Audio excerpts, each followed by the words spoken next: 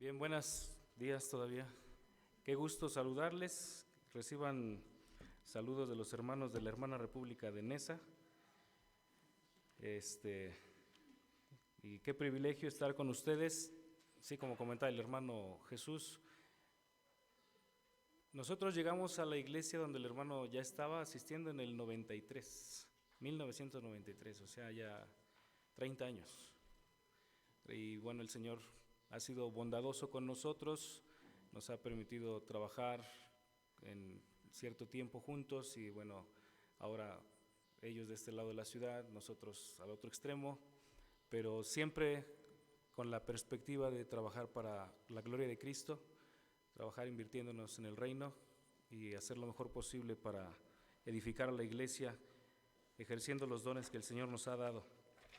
Y bueno, hermanos, mi esposa y yo tenemos 10 años, casi 11 de casados, tenemos 5 hijos, la mayor tiene 8 años, la menor tiene 1 año y medio, entonces casi el promedio es un niño por cada 2 años. Yo vengo de una familia de 6, somos 6 hermanos, entonces es algo no tan complejo para mí de entender, aunque para algunas personas les sorprende ver tanto niño, tristemente por caer en el juego, en la dinámica, en la filosofía que el mundo propone de que nos estamos acabando los recursos cuando el Señor dice que Él estableció el mundo y Él sostiene a aquellos que le aman. Entonces, obviamente el mundo no ama al Señor y por eso piensa de esa manera. Pero bueno, tenemos 10 años de casados, 5 hijos, regresamos el año pasado, estuvimos 6 años y medio en la ciudad de Los Ángeles, en California, en Estados Unidos, estudiando en la universidad, en el seminario Masters, donde el pastor John MacArthur era el director, ahora ha cambiado a otro profesor, el doctor Abner Chao, pero estuvimos ahí 6 años y medio sirviendo en el ministerio hispano junto en ese entonces al pastor Henry Tolopilo y junto a Luis Contreras cuando todavía estuvo allí trabajando. Y bueno, regresamos en febrero del año pasado, acabamos de cumplir 1 año aquí en México, así que nos seguimos adaptando al clima, a la altitud de la Ciudad de México, a los parásitos también, a los tacos, a la salsa, todo esto. Para nuestros hijos es algo completamente nuevo, el agua sabe diferente, el ambiente huele diferente, especialmente en Neza. Si ustedes han pasado por el borde de Xochaca, bueno, saben a qué huele. Entonces, pero bueno, venimos a servir al Señor y estamos dispuestos a estar trabajando donde sea el lugar que el Señor nos llame. Y bien, si puede por favor abrir su Biblia en el Salmo 111, Salmo 111. Bueno, me dijeron que tengo hasta las 3 de la tarde, entonces, hasta las 4. Ok, gracias por la clarificación. Salmo 111, gracias a Dios por la lectura que hicieron nuestros hermanos de él. Es un salmo escrito posiblemente por el rey David, no tiene un encabezado, sin embargo el contenido, las expresiones que se utilizan en él posiblemente apuntan a que el rey David fue el autor de este salmo, y es una secuencia que existe entre el Salmo 111, 112 y 113, cada uno de ellos empezando con la palabra aleluya. Y si usted puede pronunciar aleluya, usted ya sabe hebreo. La palabra aleluya es una transliteración simplemente de 2 palabras hebreas, jalel, bueno, jalelú y ya. Jalel es el verbo y significa alaben. Jalelú es el sufijo pronominal que indica primera persona plural, alabemos. Jalelú significa alabemos. Y la palabra ya es la manera abreviada del nombre de Dios en hebreo, Yahweh. Aleluya significa cantemos a Jehová, cantemos a Yahweh, cantemos a Dios. Esta es una convocación, no es una invitación opcional, es una apelación a la voluntad de la persona que está reunida en una congregación. Y el propósito es precisamente que juntos el que está dirigiendo como los que están asistiendo a la reunión tengan una disposición para cantar al Señor. Ahora, alabar al Señor no solamente significa cantar al Señor. Alabar al Señor tiene diferentes connotaciones. La alabanza al Señor nosotros generalmente lo relacionamos con cantos, porque esa es la manera en la que nosotros de alguna manera hemos sido formados o hemos sido enseñados. Y no necesariamente está mal. Pero la palabra alabar al Señor implica, a grandes rasgos, dar un reconocimiento de las virtudes de Dios.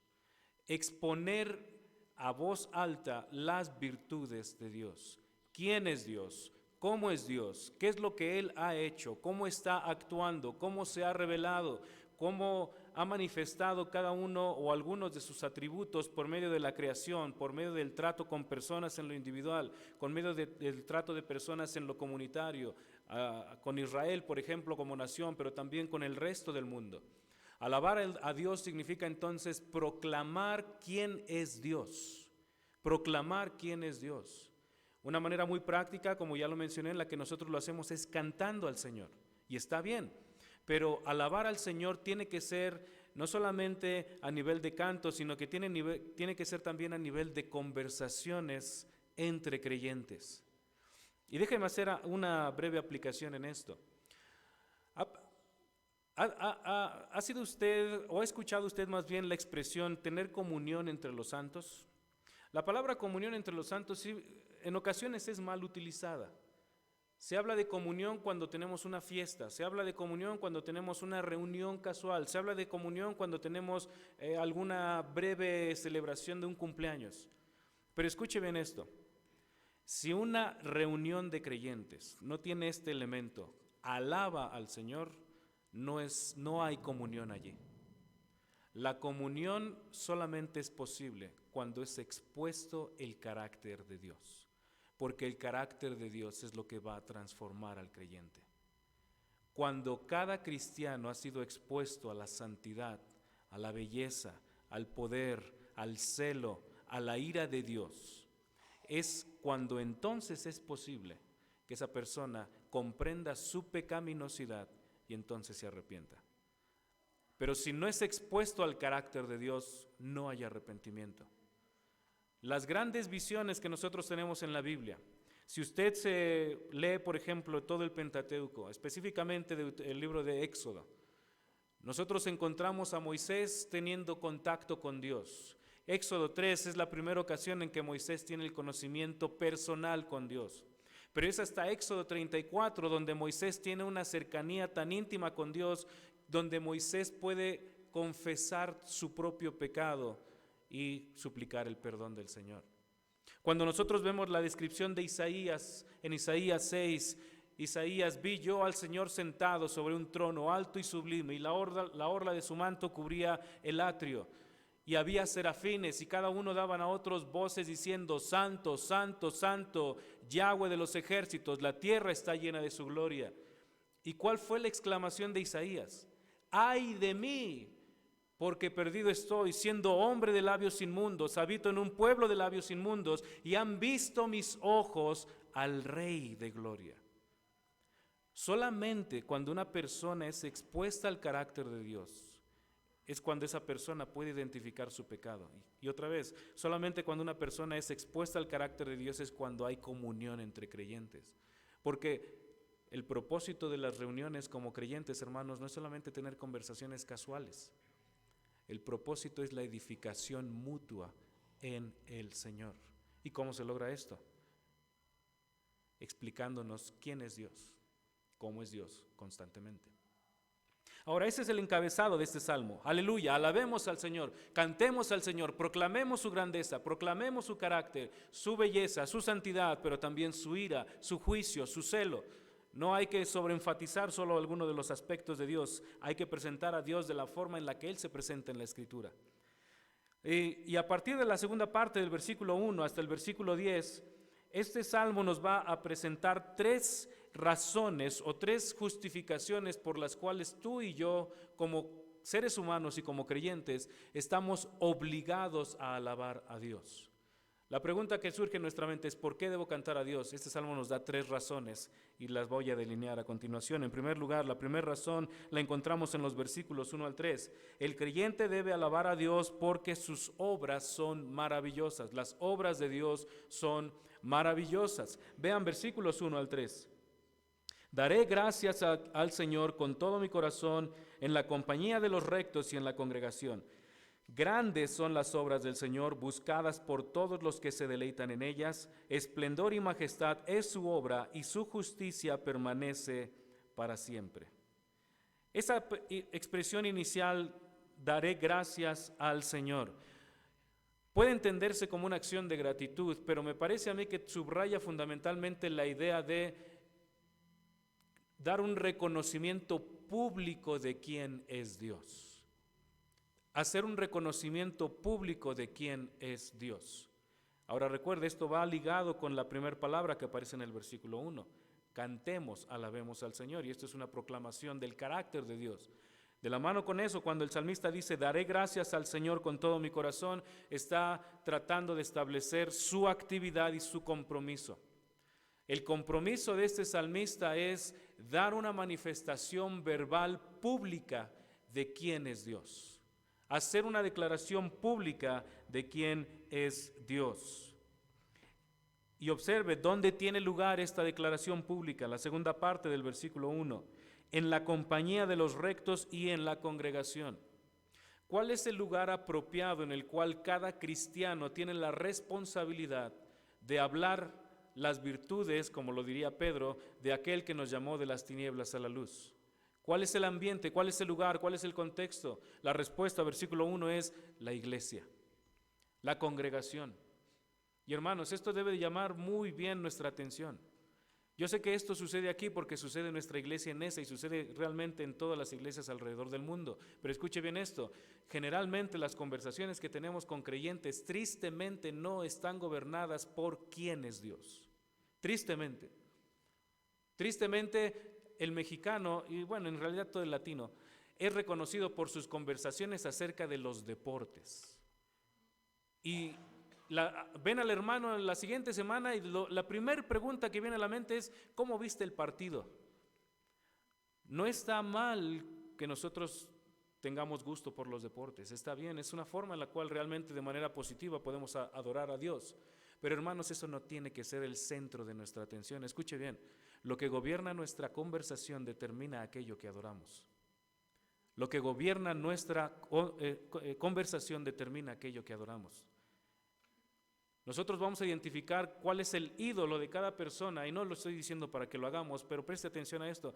Nosotros vamos a identificar el ídolo de cada persona en la medida en la que consideremos cuál es el centro de su conversación, cuál es el tema recurrente de su conversación.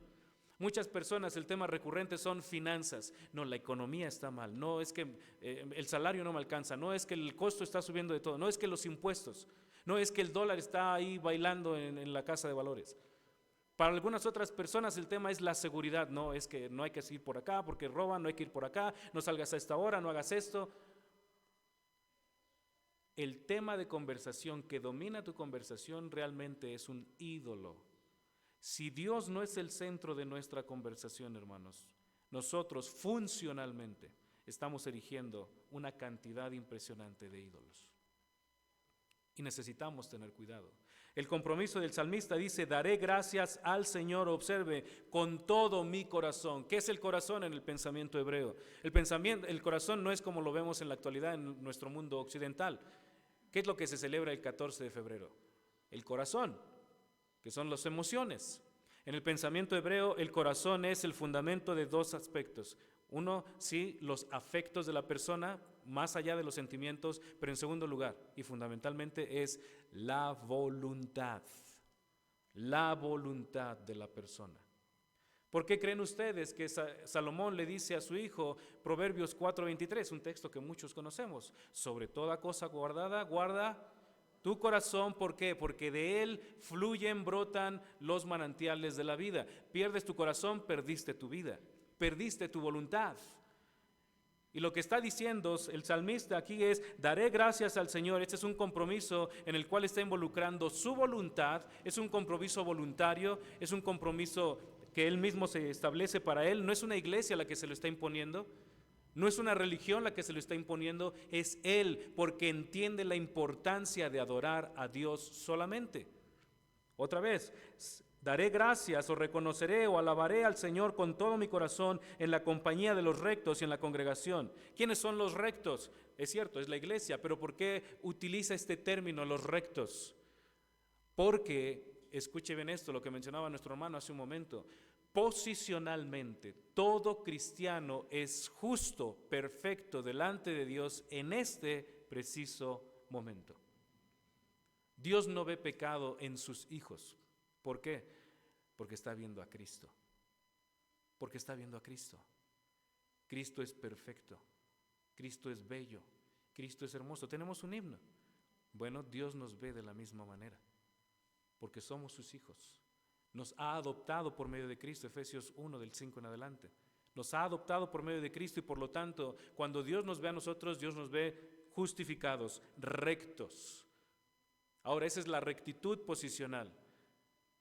Esto implica que nosotros tenemos que vivir la rectitud de manera práctica. ¿Cómo empieza la rectitud de manera práctica? Versículo 1, reconoce al Señor con todo tu corazón.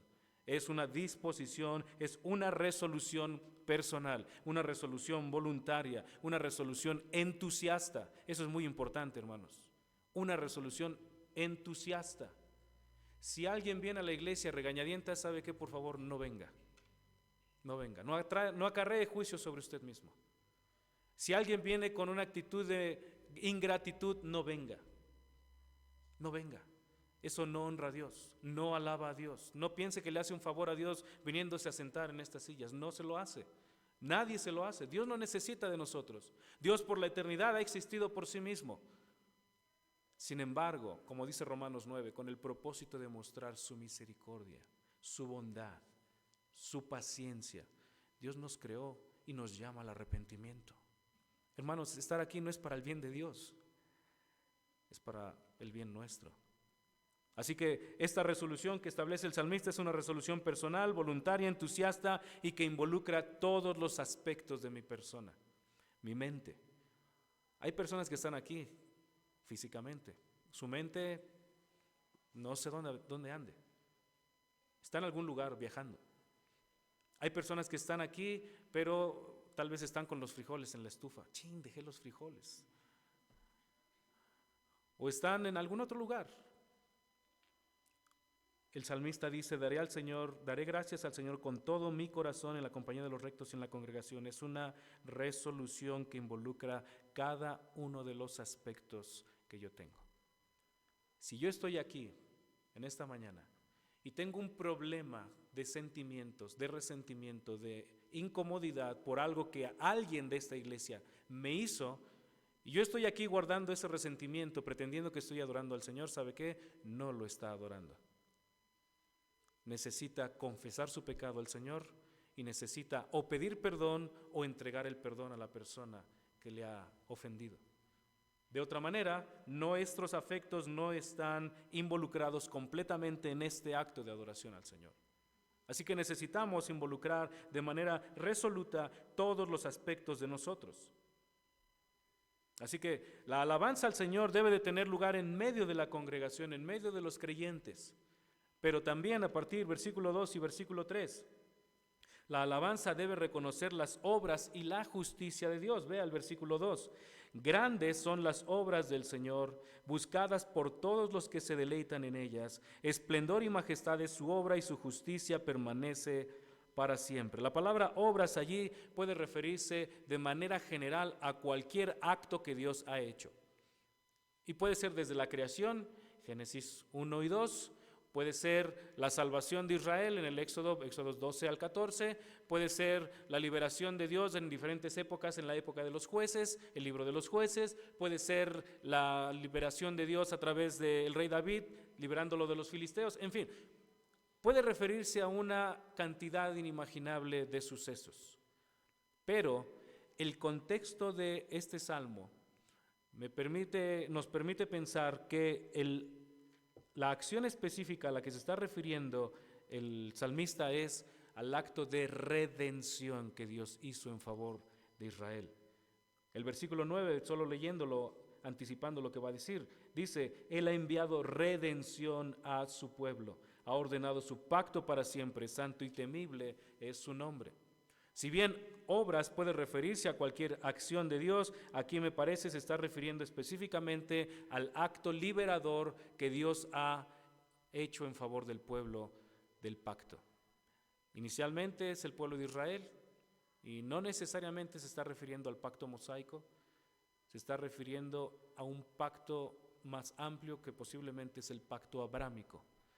El pacto abrámico es un pacto universal, no es local como lo es el pacto mosaico, y es un pacto que involucra a la nación de Israel.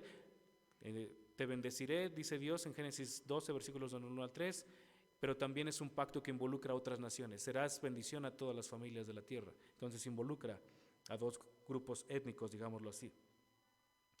Entonces, estas obras maravillosas del Señor merecen un estudio. Vean lo que dice el versículo 2. Grandes son las obras del Señor, buscadas por todos los que se deleitan en ellas. Esa es una expresión importante. Dos expresiones, buscadas y se deleitan en ellas. Pregunta, ¿cuál es la razón por la que el salmista, junto a muchos otros, buscan estas obras, buscan comprender estas obras y se deleitan en ellas? La respuesta es la siguiente. En la medida en la que comprendemos la obra salvífica de Dios, vamos a disfrutar la salvación de Dios de una manera más amplia, pero al mismo tiempo vamos a incrementar nuestra alabanza al Señor. Y eso es lo que tiene en mente el salmista.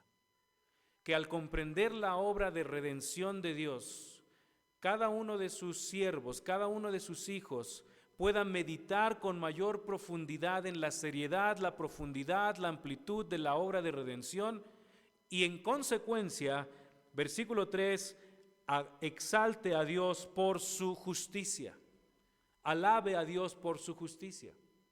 Piensen lo siguiente, si alguien, el momento en que Dios salva a alguien, esa persona comprende de manera inicial la salvación. ¿Qué es la salvación? El perdón de mis pecados, ok. Cristo es el sustituto, ¿de acuerdo? Glorioso intercambio, lo acabamos de cantar, está bien. Pero en la medida en la que avanza en su vida cristiana, todo cristiano tiene la responsabilidad de profundizar más y más en lo que significa la redención. ¿Qué es la redención? Redención es un término comercial. Redención significa pagar un alto costo para rescatar a alguien que está fundamentalmente en una sentencia de muerte. Pagar un alto costo para rescatar a alguien que está fundamentalmente en una sentencia de muerte. Y cuando pensamos con mayor profundidad en esto, tenemos que pensar en nosotros mismos. ¿Estaba en una sentencia de muerte? Sí. ¿Cuál es la afirmación del texto más famoso de la Biblia? Porque de tal manera amó Dios al mundo, para que todo aquel que en él cree no se pierda, mas tenga vida eterna. Pues Dios no envió a su Hijo al mundo para condenar al mundo, sino para que el mundo sea salvo por él. El que en él cree no es condenado, pero el que no cree ya ha sido condenado. Judicialmente la persona ya está bajo la condena. Pero cuando pensamos en la redención, estaba en el peligro inminente de muerte, destrucción. Pero cuando pensamos en que la redención es liberar a alguien que está camino a la muerte, pensamos, Dios, yo era ese. Yo era ese. Y pensamos en otros textos bíblicos. Y Él os dio vida a vosotros cuando estabais muertos en vuestros delitos y pecados. No estaba moribundo. No estaba enfermo gravemente. El texto es muy específico, Efesios 2:1. Estábamos muertos, insensibles a la palabra de Dios, insensibles a Dios. Y alguno podría decir, pero yo buscaba a Dios. Sí, pero no al Dios de la Biblia. A un Dios que uno creó bajo sus propios deseos, pero no el Dios de la Biblia. Cuando lo que está diciendo el salmista es cuando comprendemos mejor esta obra magnífica de redención, entonces, versículo 3, necesitamos ver el esplendor, la majestad y la justicia de Dios al salvarnos a nosotros cuando no merecíamos nada excepto su ira. No merecíamos nada, hermanos. Por eso la Biblia habla de la gracia del Señor. Pero Dios, que es rico en misericordia, por causa del gran amor con que nos amó, aún estando muertos en nuestros delitos, nos dio vida juntamente con Cristo y junto con Él nos hizo sentar en los lugares celestiales. Y el versículo 8, Efesios 2, porque por gracia sois salvos. Ustedes conocen ese término, gracia. un regalo que nadie merece. Nadie es lo suficientemente bueno para recibir ese regalo. Por eso se llama regalo. Así que lo que nosotros tenemos que pensar en este contexto, versículos 2 y 3, es: las obras de Dios es la obra de salvación. La obra de salvación. ¿De qué te rescató Dios? Y hermanos, en la medida en la que pensamos más en esto, tenemos que reconocer con mayor claridad y mayor especificidad qué pecados nosotros cometimos en el pasado en contra del Señor, qué pecados continuamos cometiendo el día de hoy, y seguir confesándolos. No es suficiente decir: yo soy cristiano porque Dios me perdonó de mis pecados. Ok, ¿cuáles pecados? Algunas personas ni siquiera saben qué pecados les perdonó Dios. ¿Y sabes qué? Si no sabes de qué pecado te salvó Dios, entonces no eres salvo. No eres salvo. Necesitas saber cuál pecado te perdonó Dios para entonces disfrutar de esa salvación. Dios me perdonó de ser un estafador. Dios me perdonó de ser un mentiroso. Dios me perdonó de ser un adúltero. Dios me perdonó de ser un alcohólico. Dios me perdonó de ser un egoísta, de ser una persona que odiaba a todo mundo. Necesitamos, hermanos, saber de qué nos rescató Dios. De otra manera, no podemos cantarle. ¿Qué le vamos a cantar a Dios? Dios, gracias porque me salvaste. No sé de qué me salvaste, Señor, pero me salvaste de algo. Eso no es bíblico y no es de un cristiano. Déjeme prestarle la siguiente ilustración. ¿Sabe usted lo que pasó hace casi 2000 años?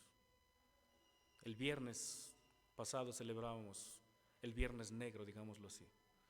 ¿Qué es lo que pasó ese día, a las 12 del día, hace casi 2000 años? Cristo murió en la cruz. Ok, Cristo, dentro de sus últimas palabras, dice: Dios mío, ¿por qué me has abandonado? Una cita del Salmo 22, me parece.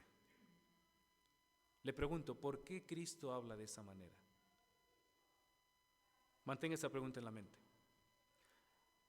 Si leemos los evangelios y vemos la narración que hace el Señor Jesucristo, la descripción que hace el Señor Jesucristo del infierno, ¿cómo presenta el infierno?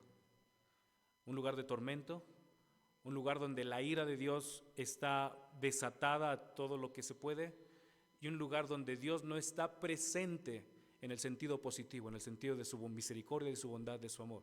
Dios está presente sí en el sentido de su justicia plena, de su ira plena, de su celo pleno. Ahora, transfiera esa ilustración del infierno y póngalo en la declaración de Cristo. Dios mío, ¿por qué me has abandonado? ¿Qué fue lo que sucedió en la cruz? Yo no sé si usted ha pensado en esto. El infierno que usted y yo merecíamos fue desatado sobre Cristo.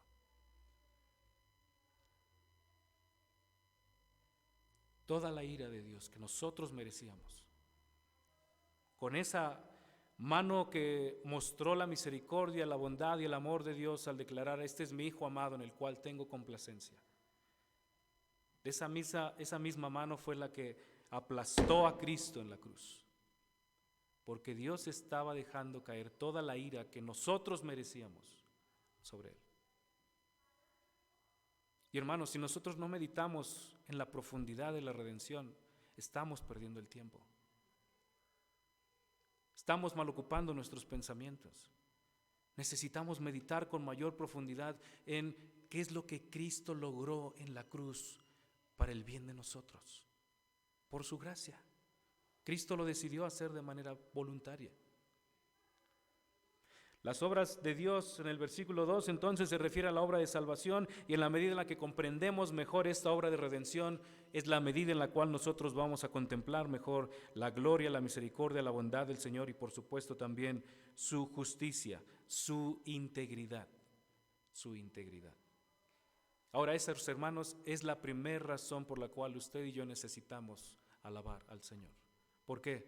Porque sus obras son maravillosas. Sus obras son maravillosas.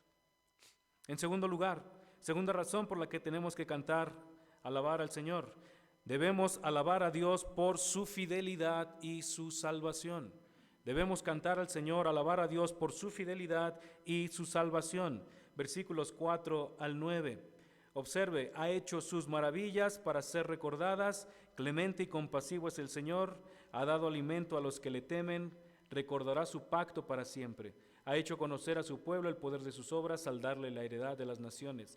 Las obras de sus manos son verdad y justicia, fieles todos sus preceptos.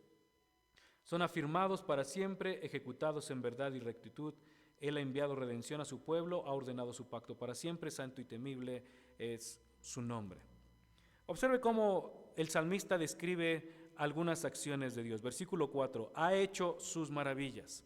Versículo 5, ha dado alimento. Versículo 6, ha hecho conocer a su pueblo. Versículo 9, ha ordenado su pacto para siempre. Esa es una especificación de cuáles obras están en la mente del salmista cuando habló de las obras en el versículo 2. Y todas estas tienen que ver con la liberación del pueblo de Israel, pero también con la liberación del creyente. Ahora observe cómo son estas obras o lo que significan estas obras. En primer lugar, en el versículo 4, las obras de Dios son un memorial. Las obras de Dios son un memorial. Versículo 4, ha hecho sus maravillas para ser recordadas, clemente y compasivo es el Señor. ¿Cuál es el propósito de un memorial? Es recordar algo. Recordar algo, traer a nuestra memoria algo. En México tenemos un montón de memoriales.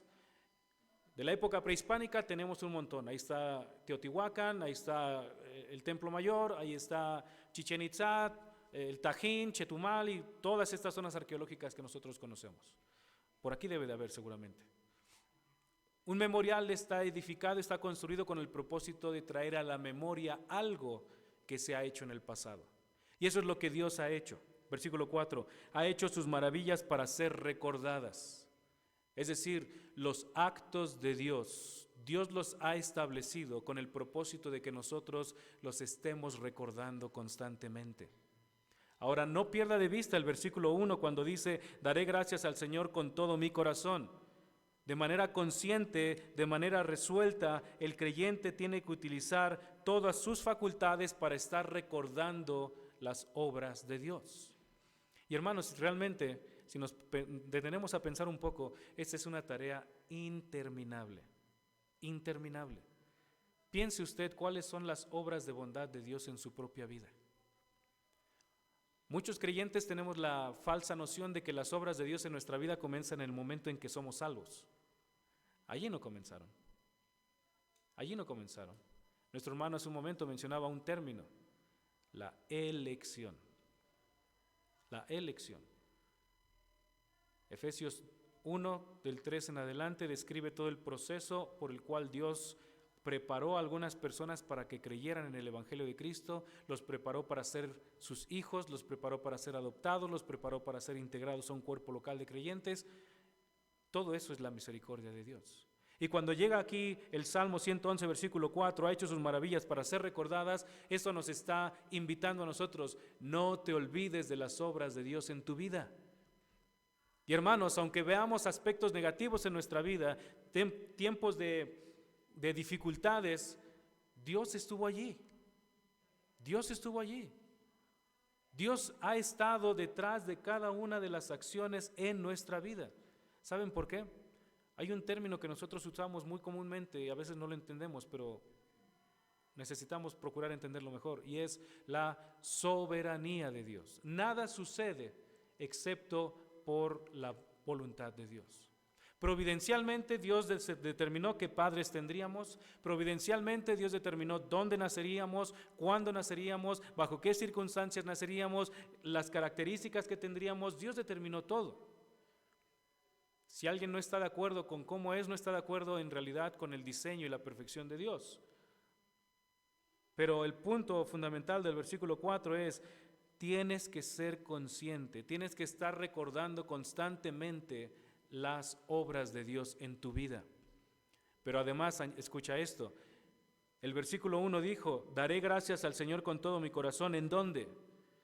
En la compañía de los rectos, en la congregación. Y hermanos, esta es una forma de estimularnos mutuamente. Compartir las bendiciones de Dios en nuestra vida con otros hermanos, eso es comunión. Eso es comunión. Y al final de compartir lo que Dios ha hecho en nosotros, versículo 4, segunda parte, hay que reconocer esto: clemente y compasivo es el Señor. ¿No es así? ¿Puedes ver la compasión de Dios en tu vida? Sin lugar a dudas, hermanos. Cada vez que desobedecemos mereceríamos ser enjuiciados por el Señor. Pero el Señor es clemente, lento para la ira, abundante en misericordia y compasión. Este es al Dios que adoramos. Este es al Dios que servimos. Entonces, la gracia del Señor está indicando que la salvación que tenemos es algo totalmente inmerecido, es solo por su bondad. Pero también las obras de Dios manifiestan su fidelidad, versículos 5 al 6, manifiestan su fidelidad en la provisión de las necesidades que tenemos. Vean versículos 5 y 6. Ha dado alimento a los que le temen, recordará su pacto para siempre, ha hecho conocer a su pueblo el poder de sus obras al darle la heredad de las naciones. Hay dos aspectos importantes aquí que hay que subrayar. En primer lugar, versículo 5, ha dado alimento a los que le temen. ¿Quiénes son los que le temen? La palabra temor significa, escuche bien esto, es una traducción literal del hebreo. Temer significa temer. Temer significa reverenciar al Señor. Hay dos aspectos en el temor del Señor. El primer aspecto tiene que ver con un aspecto de terror. Uno tiene que aterrorarse de quién es Dios, definitivamente. Si alguien no tiene ese tipo de temor delante del Señor, no comprende su carácter. Y eso es lo que le pasó al pueblo de Israel en Éxodo 15 en adelante. Pero en segundo lugar, ese terror precisamente produce una expectación, un sentido de admiración por Dios. ¿Ha estado usted en la circunstancia donde, no sé, de estos safaris que existen, donde va en un carrito y de repente tiene a su lado una enorme bestia de más de 300 kilos, un tigre o un león? ¿Ha estado usted en esa circunstancia? No, yo tampoco, pero me imagino que va a ser re feo. Pero el punto que quiero señalar es este. Las personas que sí han estado en esas circunstancias tienen estos dos sentimientos o dos reacciones. Tienen pavor de estar delante de esa bestia, pero al mismo tiempo tienen esa admiración de cómo es posible que este ser tan imponente exista. Ahora, si eso es real respecto a una criatura, como lo es un tigre, un león, un oso o cualquier otro animal imponente, escuche bien esto, debe de ser supremamente mayor cuando hablamos de apreciar la belleza de Dios. El creyente tiene que ser expuesto a la santidad de Dios y caer como Isaías, miserable de mí, ay de mí, perdido estoy, pero al mismo tiempo tiene que encontrar la admiración y seguir contemplando, desear seguir contemplando la gloria de Dios. Esos son los que temen a Dios, versículo 5. Ha dado alimento a los que le temen, y escuche bien esto, a ellos, a esas personas es a quienes Dios les provee de manera singular. A estas personas es a quienes Dios les está sosteniendo.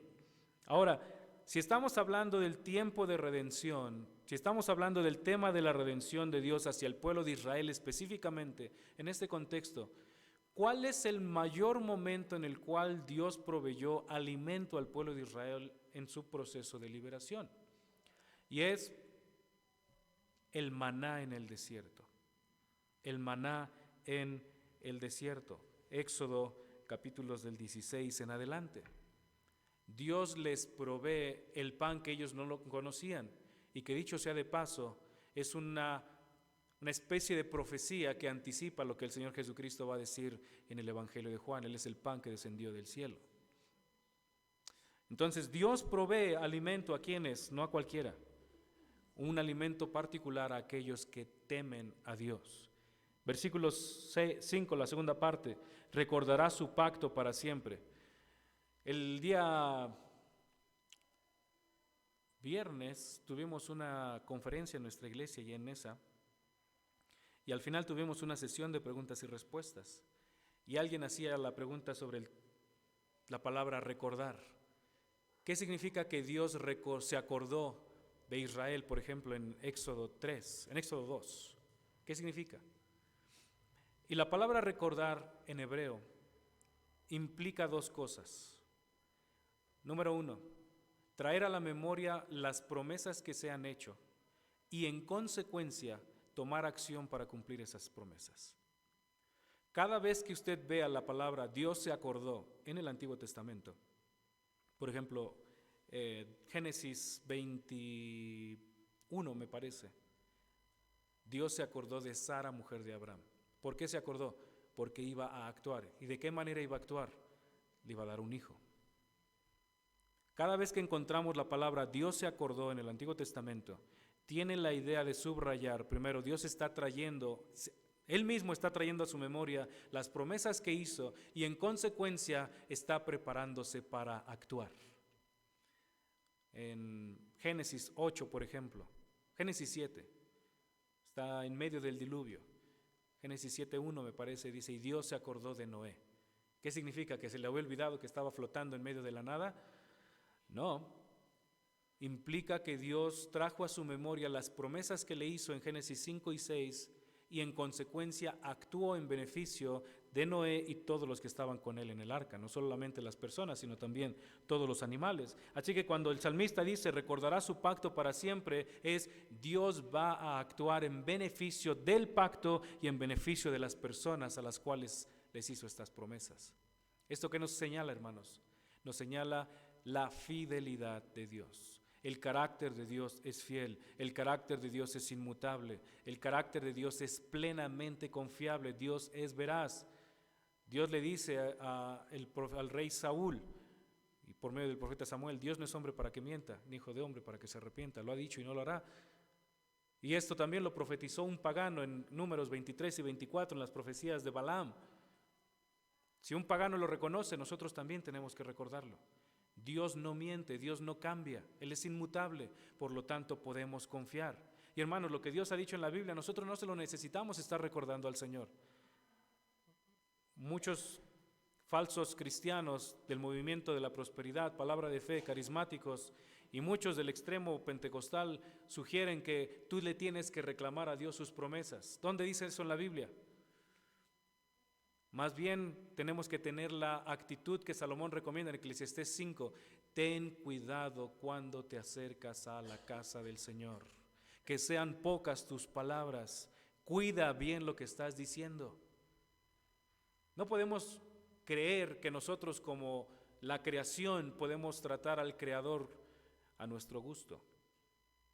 Necesitamos recordar quién es Él y en consecuencia hablarle, orar a Él con respeto y con adoración. Vea el versículo 6, dice también, ha hecho conocer a su pueblo el poder de sus obras al darle la heredad de las naciones. Esto está hablando específicamente de la conquista de la tierra de Canaán. Dios le mostró al pueblo de Israel el poder de Dios. ¿Cómo lo hizo?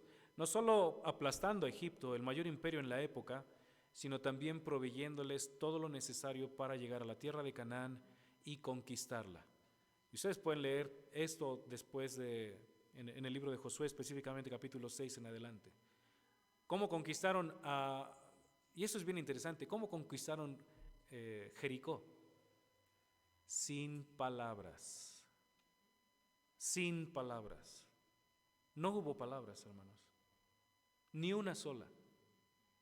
El primer día dieron una vuelta a la ciudad, el segundo día una vuelta a la ciudad, sucesivamente hasta el sexto día. En el séptimo día dieron 7 vueltas, tocaron las trompetas, gritaron y Dios les entregó la ciudad.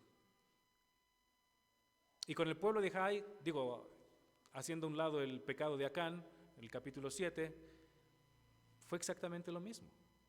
Dios les proveyó de todo lo que necesitaban. ¿Qué es lo que vemos allí? Versículo 6, el poder de sus obras. Y escuche bien esto, las obras de Dios reflejan el poder de Dios. Las obras de Dios reflejan el poder y el carácter de Dios. Si las obras de Dios son fieles es porque el carácter de Dios es fiel. Si las obras de Dios son poderosas es porque Dios es poderoso. Y si no, pregúntele a los egipcios. Las 10 plagas son 10 juicios contra 10 dioses. Génesis capítulo 1 al 11 realmente es un texto polémico. ¿En qué sentido es polémico? Es polémico en el sentido de que trata de contrastar la cosmovisión bíblica con la cosmovisión de todo el Medio Oriente antiguo. ¿Cuál era la cosmovisión del Medio Oriente antiguo? El mar es sumamente poderoso.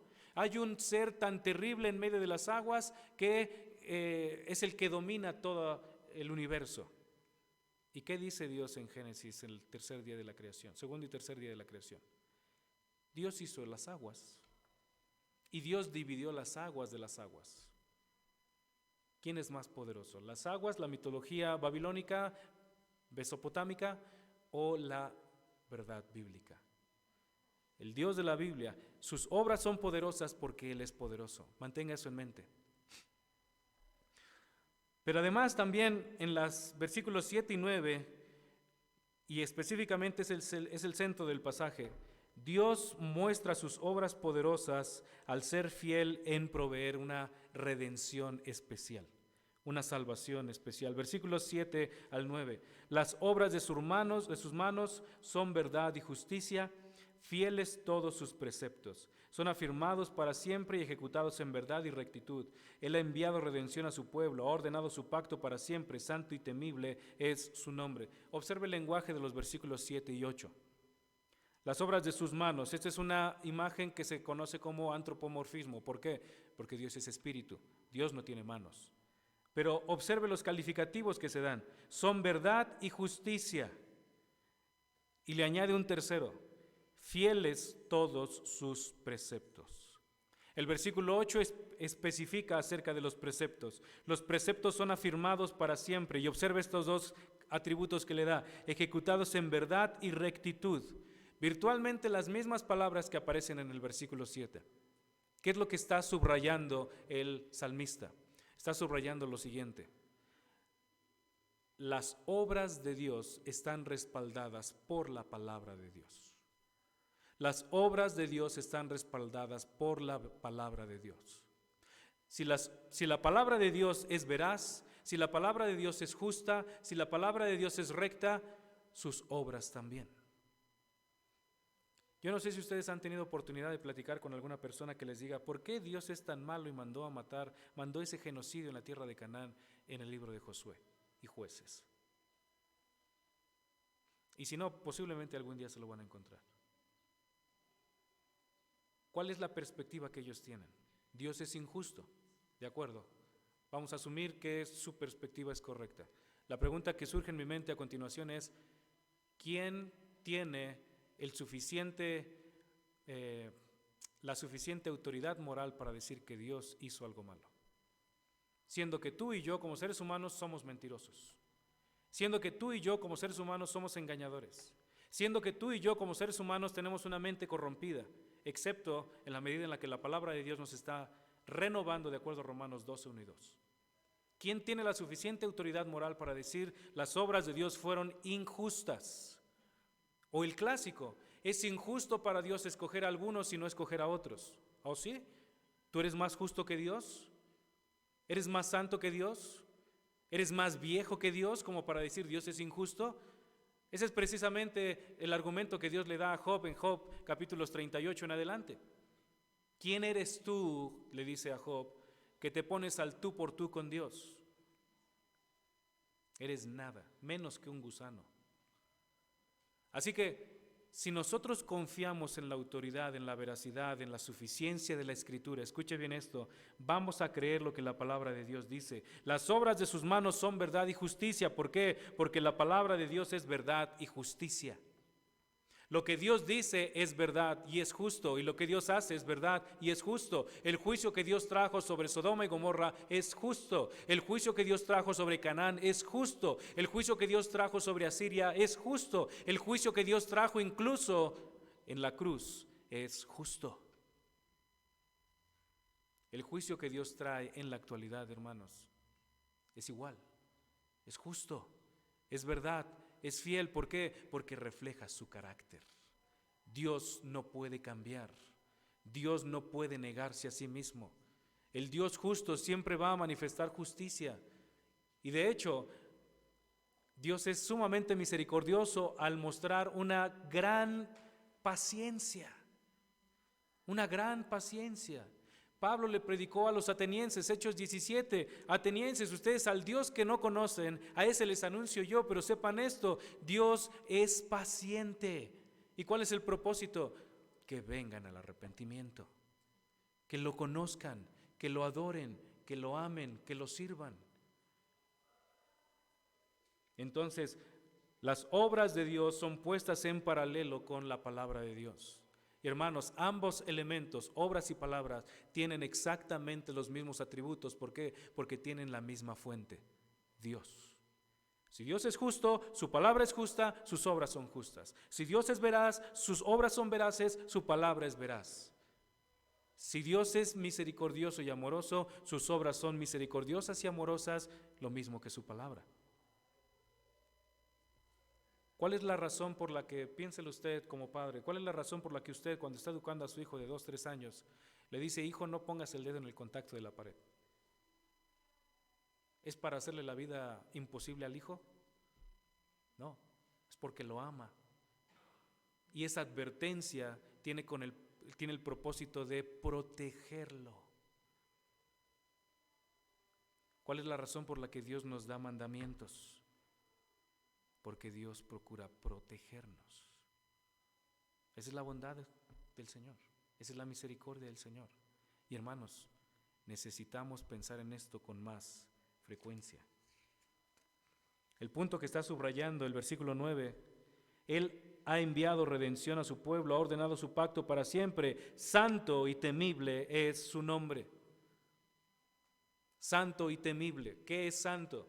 La palabra santo nosotros la entendemos generalmente como apartado del pecado, y está bien, es parte de la santidad, pero en términos fundamentales la palabra santidad significa diferente, diferente. En otras palabras, Dios es incomparable. No hay nadie como Él, nadie se iguala en grandeza, nadie se iguala en poder, nadie se iguala en misericordia, nadie se iguala en justicia, en juicio, en piedad, en bondad, nadie. No hay una sola deidad en todo el mundo que pueda igualarse o que pueda acercarse en lo mínimo al propio carácter de Dios. No hay ninguno. Por eso Dios le dice a través del profeta Isaías 40 al 60 propiamente, ¿con qué me vas a hacer semejante? ¿Me vas a moldear en un pedazo de madera? ¿Me vas a moldear en un pedazo de piedra? ¿Me vas a moldear con una escultura, con algo en las nubes, con algo en el agua, o en la tortilla, o en el bolillo, o en donde se les quiera parecer? No, no podemos. Dios es inigualable. Y eso es lo que está diciendo. Santo y temible es su nombre. Su nombre es inigualable y es incomprensible. Y temible, el nombre de Dios debe de causar terror y admiración. Esos dos aspectos. Debe de producir terror y admiración. Y es nuestro deseo que en la medida en la que somos expuestos a la palabra de Dios, esto crezca en nosotros, que sintamos terror de quién es Dios, de ofender a nuestro Dios, porque todo pecado le ofende y de una forma terrible, porque Él es supremamente santo, diferente y apartado del pecado.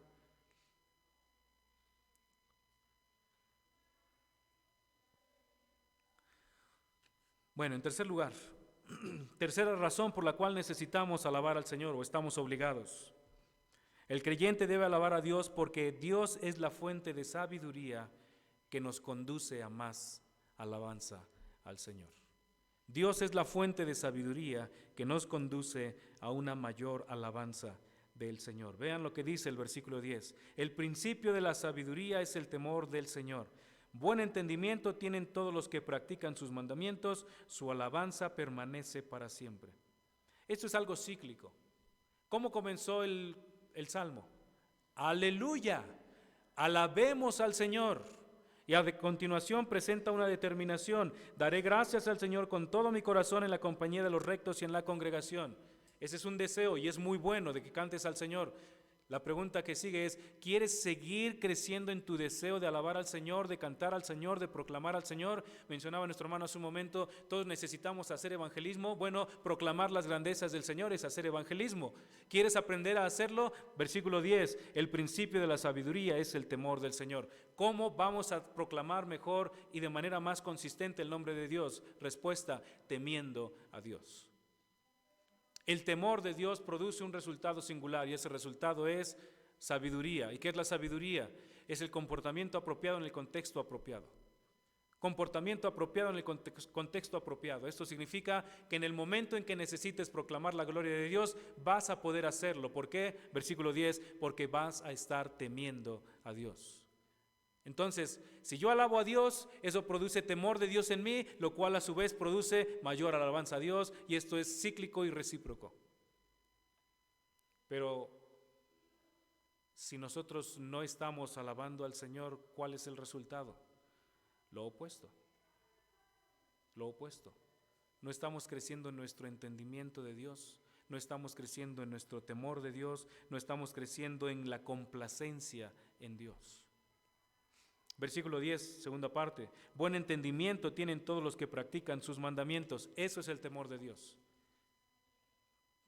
Honrar al Señor obedeciendo su palabra. Ahora, no es una obediencia legalista. No se está refiriendo a eso. Se está refiriendo a la tendencia que debe de tener la vida de todo cristiano. ¿Cuál es la tendencia? Una obediencia cada vez mayor, una santidad cada vez mayor, una dependencia del Señor cada vez mayor. Hablando de la dependencia, piensa en algo tan sencillo. ¿Cuántas veces al día ora usted? Algunos solo oran 3 veces al día, en el desayuno, en la comida y la cena. En alguna ocasión, unos hermanos nos invitaron, estábamos en su casa y teníamos que trasladarnos a la iglesia. Y nos dijeron, vámonos en nuestro auto. Y ahí vamos. Y en el auto me pregunta uno de ellos, oye, José Carlos, ¿podrías orar por nosotros? Y yo así como que, ¿y orar para qué? Orar para que el Señor nos guarde nuestro trayecto a la iglesia. Digo, pues si estamos aquí a 15 minutos, esa es una actitud sumamente arrogante, hermanos. Creer que tengo vida esos 15 minutos. Creer que yo tengo el control de mi vida durante ese trayecto. ¿Sabe qué? Dios sostiene cada palpitar de nuestro corazón. Y aún en los aspectos mínimos, en las actividades insignificantes de la vida, necesitamos, hermanos, pedir la dirección del Señor. Que el Señor cumpla su voluntad en nosotros. Si vamos a viajar 5 minutos a pie, si vamos a caminar, a viajar 10 minutos en auto, que el Señor cumpla su voluntad en nosotros. Hermanos, necesitamos aprender a depender del Señor. Eso es parte de la instrucción en el versículo 10. Buen entendimiento tienen todos los que practican sus mandamientos. ¿Y cuál es uno de sus mandamientos? Depende del Señor. Depende del Señor. Busca al Señor, honra al Señor.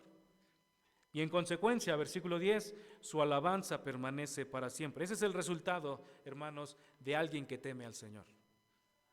Alaba constante, recurrentemente al Señor. En el contexto de la iglesia, pero también en el contexto habitual. Así que, hermanos, hay 3 razones esenciales por las cuales ustedes y yo tenemos que cantar al Señor. Y esto es una obligación para nosotros. La primera razón es porque las obras de Dios son maravillosas. En segundo lugar, tenemos que alabar a Dios porque Dios es fiel en proveernos salvación. Y en tercer lugar, tenemos que ser adoradores del Señor porque Dios es el que nos da la sabiduría que nos lleva a la alabanza al Señor. Mi oración, hermanos, es que crezcamos, caminemos más en santidad y en dependencia de nuestro Dios. Oremos. Padre, te damos gracias por tu palabra. Te agradecemos, Señor, que en tu misericordia nos congregaste para adorarte. Ayúdanos, Señor, para entender esta verdad. Ayúdanos para entender esta prioridad. Ayúdanos para entender esta responsabilidad que tenemos.